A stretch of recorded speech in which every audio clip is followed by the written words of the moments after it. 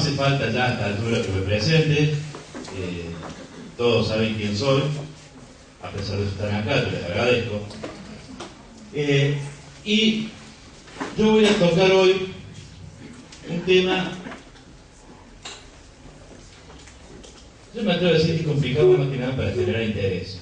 No sé si es tan complicado, pero que a mí me genera cada vez más dudas en vez de certezas. Estaba conversando recién con la doctora y exhortando nuevamente a que cuando tengan alguna duda en el momento de la exposición, por favor interrumpan y pregunten en ese momento, que es el momento ideal, porque todos sabemos de qué estamos hablando, nos ubicamos en el tema y no lejos de interrumpir, ayuda a aclarar mejor una duda que puede ser común a todo el mundo o que después quede como una cosa que no quedó muy clara en el discurso. No todas las cosas van a quedar claras, esto lo voy a adelantar desde ya, pero por lo menos para que podamos ir sorteando cada uno de los obstáculos que se vaya presentando.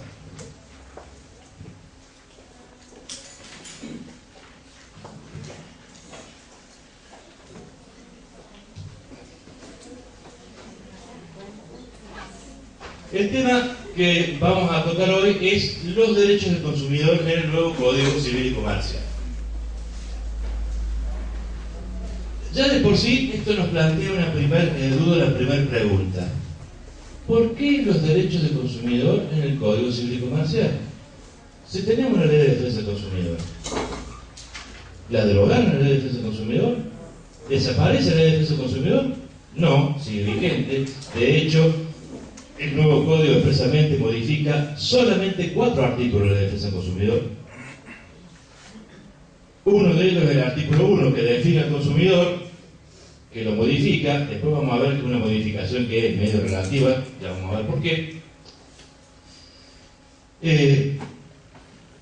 Pero sí modifica aquellos artículos que quizás más dudas o más conflictos habían creado en orden a la aplicación de los derechos del consumidor en las relaciones jurídicas o comerciales diarias. Uno, el tema de la definición del consumidor, y el otro, el tema de la prescripción y aquello del plazo más beneficioso para el consumidor, que en caso de duda se aplicaba siempre aquel que sea más largo en beneficio del consumidor.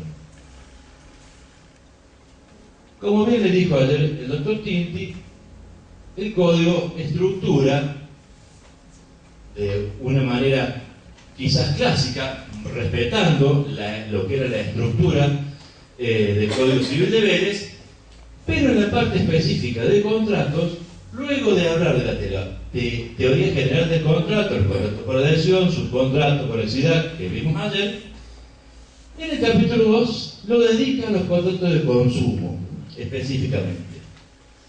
Y habla de prácticas abusivas, publicidad abusiva, la cesación de la publicidad ilícita, las cláusulas abusivas. Ahora, ya de entrada,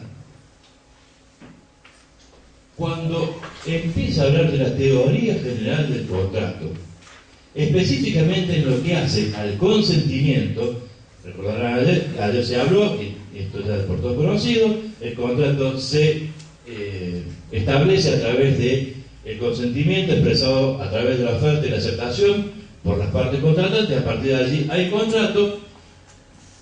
Uno de los elementos esenciales del contrato, además de la capacidad, el objeto, la causa, es el consentimiento. ¿Quiénes pueden prestar consentimiento y cómo se expresa el consentimiento? Bien, en el capítulo de formación del consentimiento de los contratos, empieza a hablar de los contratos por adhesión. No ya, o todavía no ha llegado a los contratos de consumo, y ya está hablando de los contratos por adhesión. Y esto nos dice algo de arranque, por lo menos como principio. Los contratos por adhesión no son todos de consumo. Los contratos de consumo no son todos por adhesión, o no necesariamente tienen que ser por adhesión. ¿Habrá contratos por adhesión que sean de consumo? Obviamente que sí, pero también habrá otros contratos que no son de consumo y son por adhesión, o habrá contratos paritarios o contratos libremente negociados que igual son contratos de consumo, aunque no sean contratos por adhesión. El género es el contrato el contrato de consumo es una especie o una característica especial de los contratos. Si ustedes me disculpan, yo no estoy en condiciones de sacarme el saco.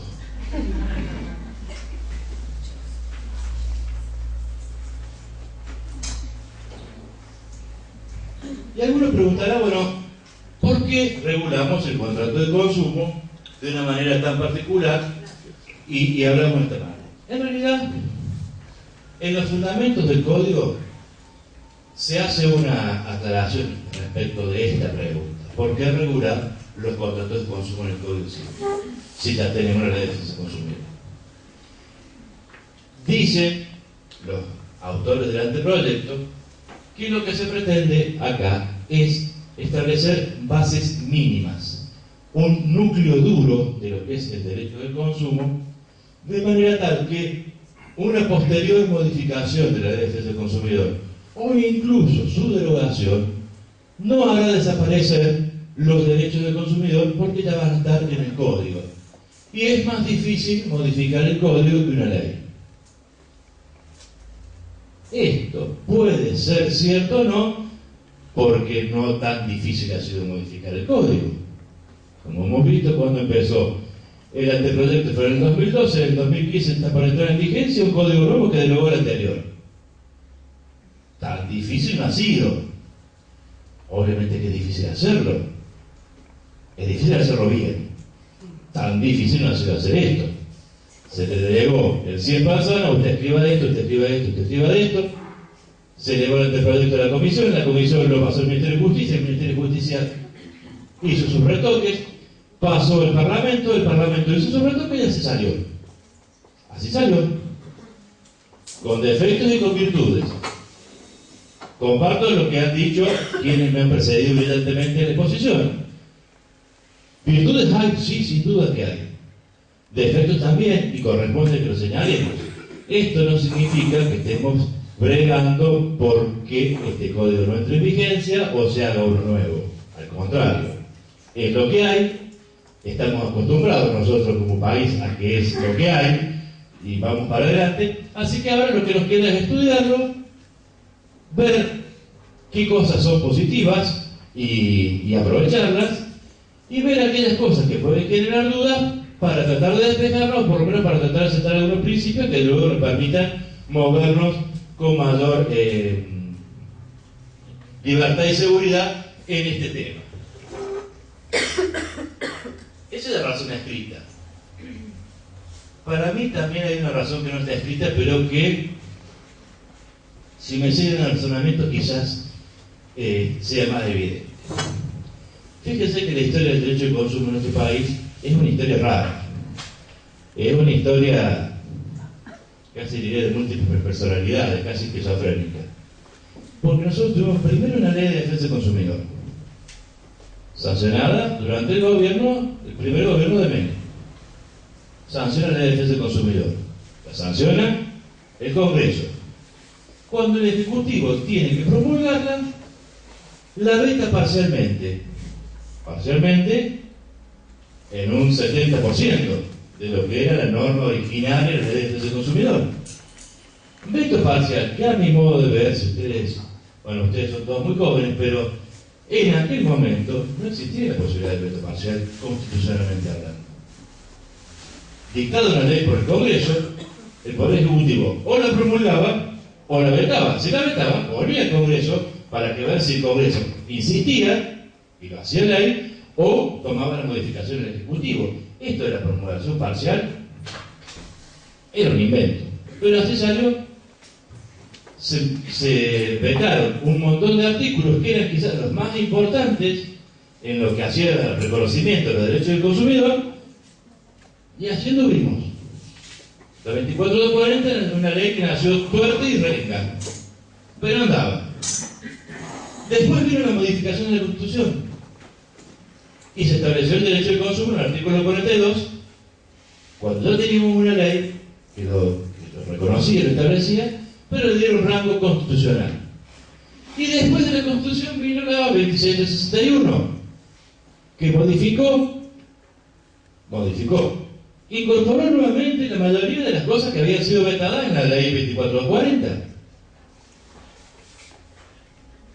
Por supuesto que, como dice autorizado Cinema, se fue de mambo, se fue un poquito más allá, copió algunas cosas y no copió también, y metió la figura del bystander o del usuario expuesto, que abrió un panorama, a mi juicio por el mal uso, que llegaba a límites hasta, no sé, contrario a lo que es nuestra cultura jurídica.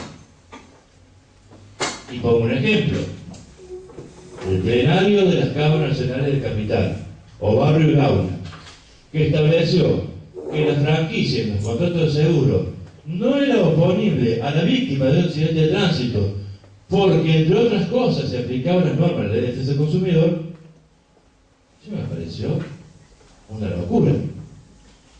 Luego la Corte vino a poner las cosas en su sitio.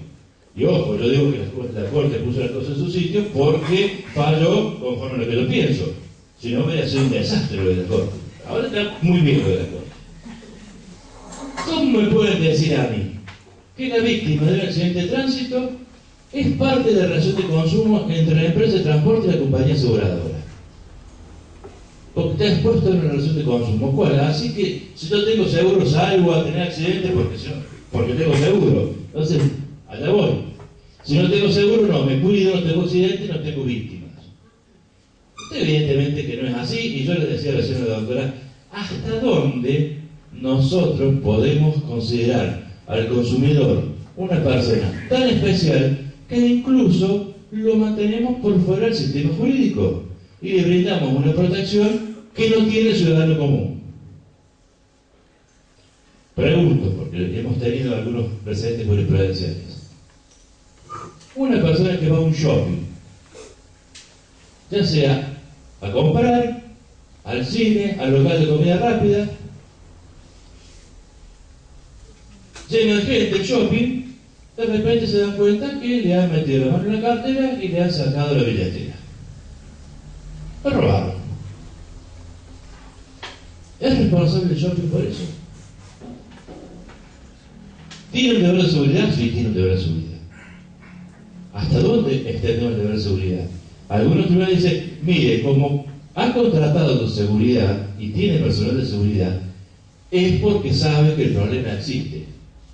Sí, y el gobernador también, y el intendente también. Es decir, si por el solo hecho de que yo voy a estar dentro de un shopping, van a ser responsables de cualquier daño que yo sufra, incluso causado por mi propia negligencia o impericia, a responsabilizar el shopping, de manera tal que le van a garantizar que ni lo roben, ni lo estafen, ni lo engañen, pues entonces pongamos al dueño del shopping como gobernador o como presidente porque solucionó el problema de seguridad.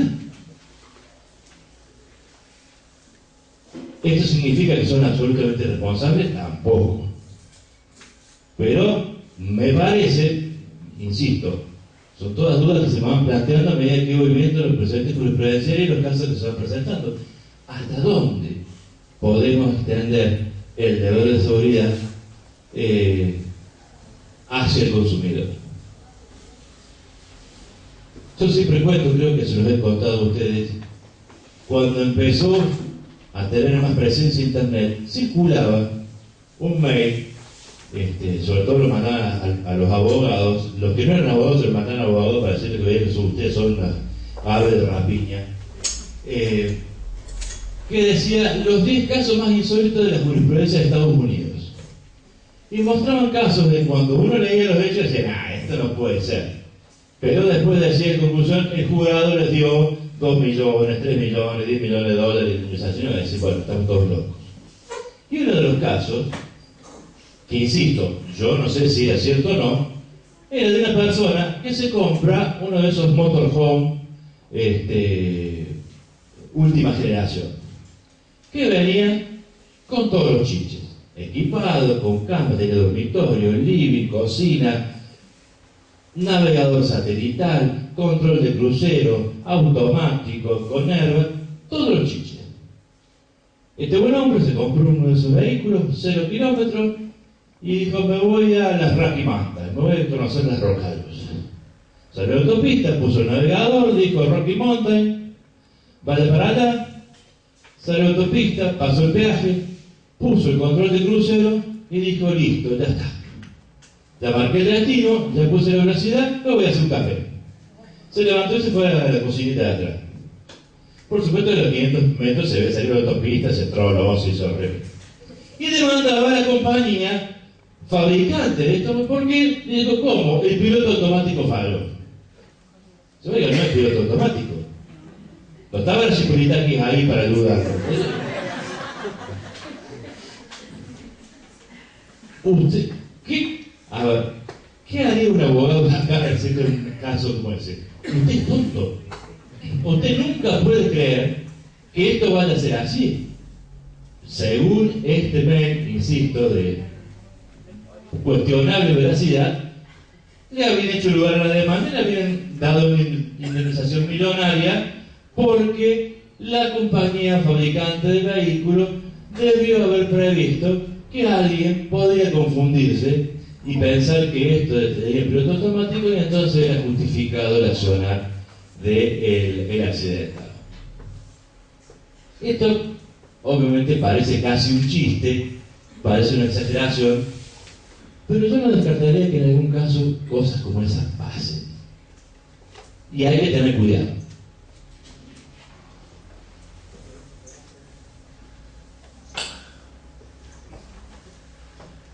Bien, les decía yo que el código cuando...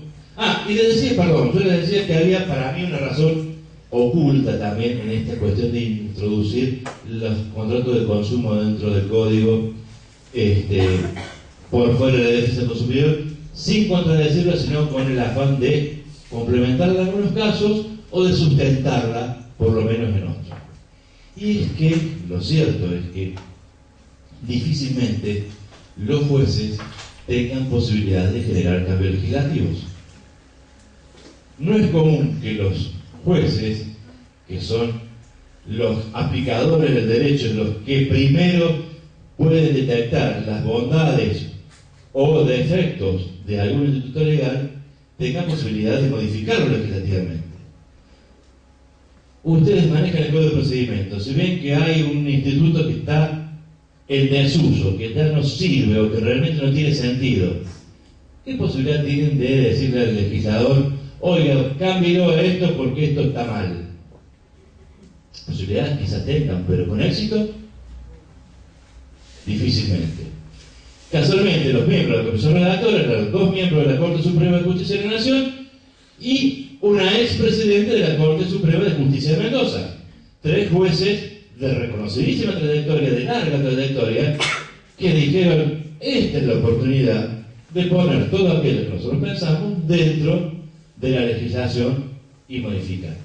Obviamente que esto no está dicho, pero me parece que también tiene algo de presencia en la razón de por qué se introducen los contratos de consumo dentro del Código Civil. Lo cierto es que están. Y cuando están, vamos a ver cómo lo regula. Empieza la parte del contrato de consumo definiendo el consumidor. Artículo 1092 y 1093. Insisto, dentro de las leyes complementarias, modifica expresamente el artículo 1 de la ley 24240, modificada por la 26361.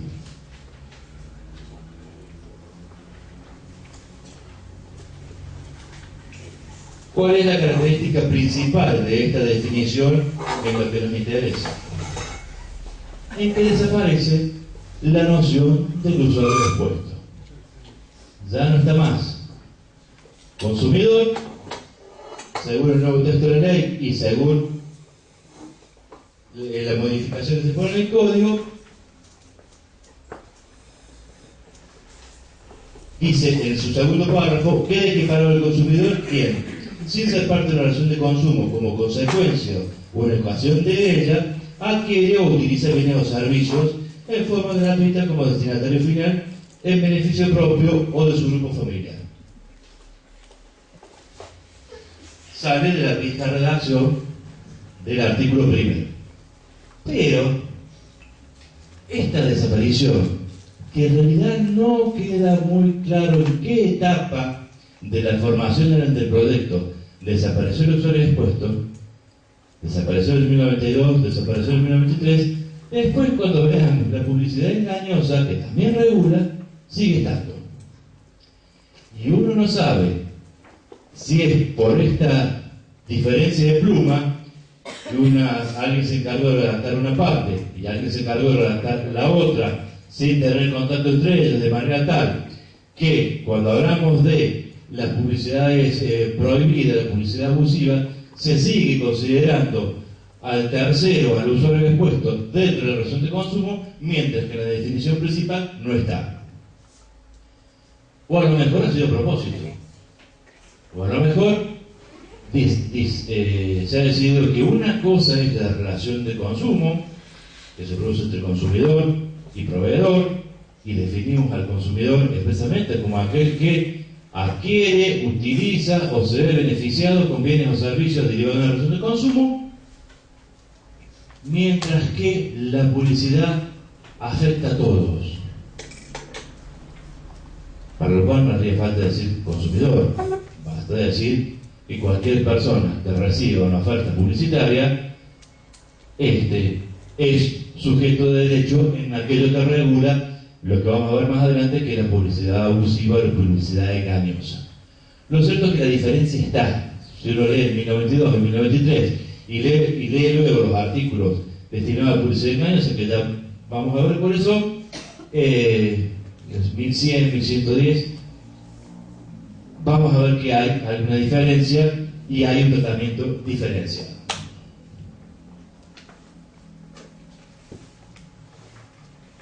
Dentro de lo que es la estructura del contrato de consumo, se regulan las prácticas abusivas y las cláusulas abusivas de nuevo. Cuando hablamos de formación de consentimiento ya se hablaba de las prácticas abusivas. Y cuando hablamos ya expresamente del contrato de consumo, se vuelve a hablar de prácticas abusivas. Esto nos demuestra algo.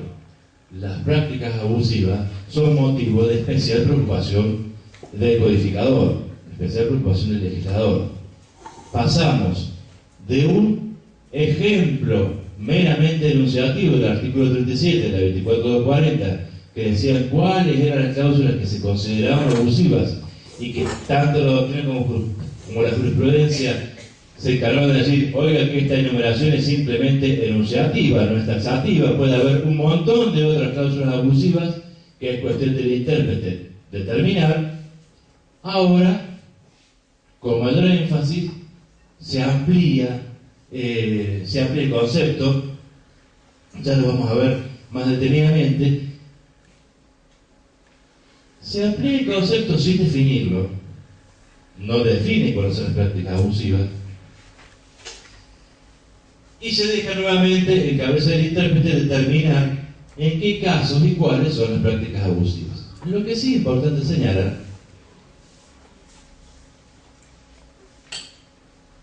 es que, al igual que dijimos que no todos los contratos por adhesión son contratos de consumo, no todos los contratos de consumo son contratos por adhesión, lo mismo pasa con las cláusulas abusivas.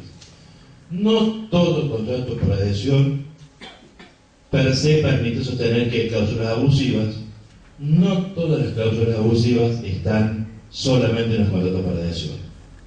Puede haber cláusulas abusivas en unos contratos paritarios, así lo llaman ahora, los contratos libremente negociados. Puede haber contratos por adhesión que no contengan cláusulas abusivas, perfectamente. Cuando define al contrato por adhesión, expresamente establece que hay adhesión cuando una de las partes adhiere a cláusulas predispuestas por el co-contratante o por un tercero. Va a haber contrato por adhesión aunque el contrato no haya sido hecho por el otro contratante. El ejemplo que daba el doctor Tinti del contrato de locación. Oye, no hace falta ni redactar. Uno entra a Google, busca contrato de locación y le sale un contrato impreso perfecto. Hay que cambiar los datos nada más del domicilio, el precio y el plazo de duración, y el resto está. ¿Y eso quién lo hizo? Con Google. Evidentemente no, pero no lo hizo el locador. no lo hizo en inmobiliaria, no lo hizo el locatario. Es más, si yo que no me dedico al alquiler de vivienda, pero tengo un departamento que compré como inversión, o que compré pozo que ahora lo tengo desocupado, lo quiero alquilar. Ni siquiera para sacar un beneficio, simplemente para cubrir los gastos de mantenimiento del departamento. Lo quiero alquilar. Y viene un amigo mío y me dice, yo te lo alquilo, porque se lo quiero que mi hijo viva ahí. Bueno, dale.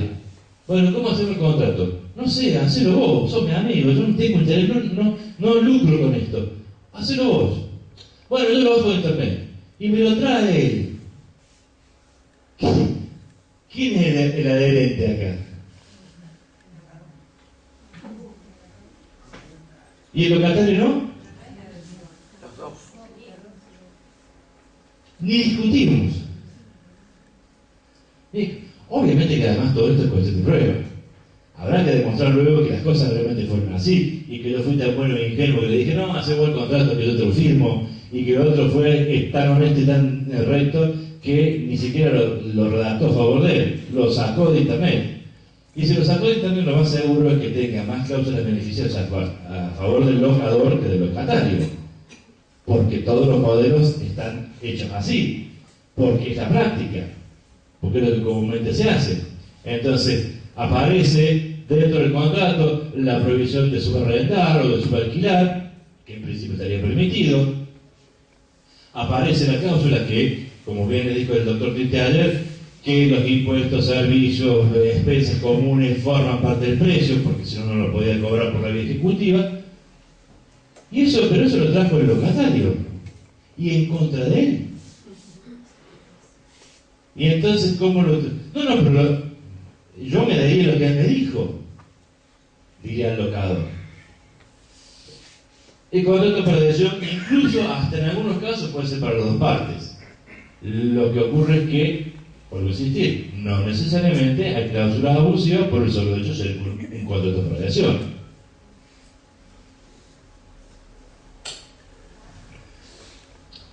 Con lo cual, lo que tenemos que hacer es distinguir una cosa de la otra, porque no siempre van de la mano, aunque habitualmente puede ocurrir así.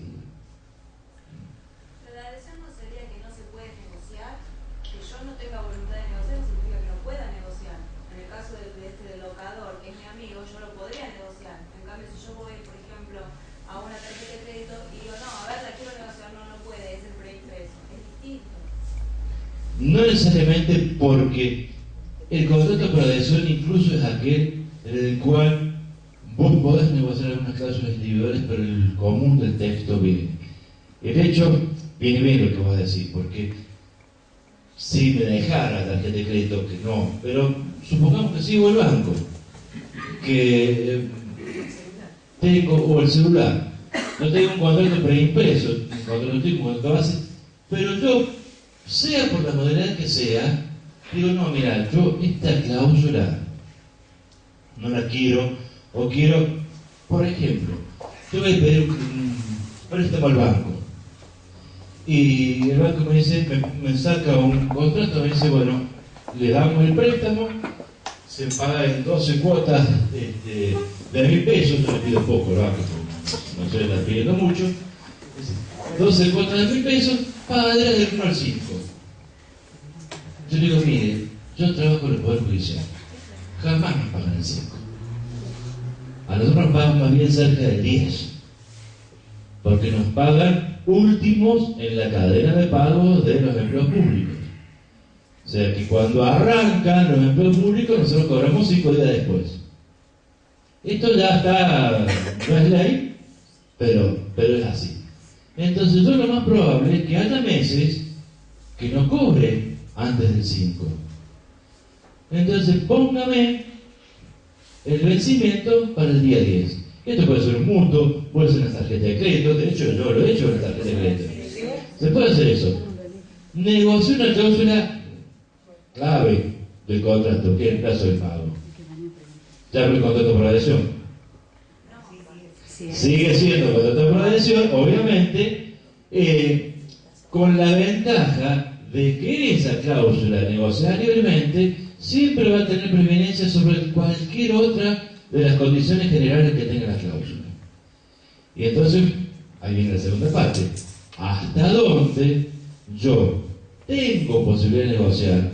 Siempre tengo posibilidad de negociar, siempre tengo la posibilidad de decir que no.